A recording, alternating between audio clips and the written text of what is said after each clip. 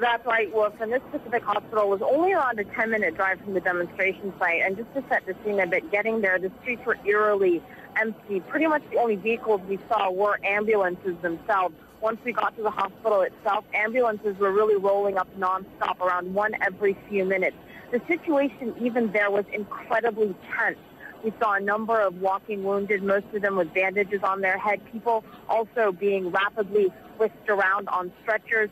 There was a large crowd out front, too. They were dressed in civilian clothing. The one doctor we managed to speak to, though, who would not speak in an official capacity, said that there were what he was calling government agents among them, and that's why he wasn't comfortable talking too long. He said that they were under orders not to speak to the media, and in his words, he said they, the pro-government individuals, don't want this, the wounded, to be seen.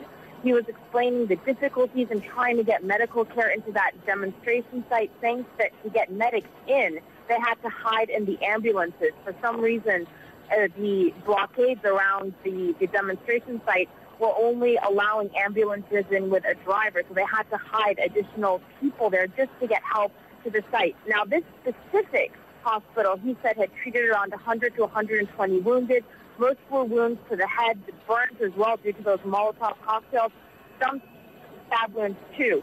Now, we only managed to speak to two men who were wounded. They both had sustained head wounds from rocks, they said, and they were going to head right back to the square to keep it up. They were saying they were not going to give up.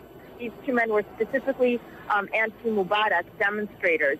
We weren't able to stay for too long because the civilian crowd I was mentioning out front quickly became agitated. They were mostly instigated by a few individuals there that the doctor had previously pointed out to us as being these so-called government or pro-Mubarak agents. They began screaming no to the media, shouting profanities, but it's just an indication of how tense, even at a hospital, the situation here is.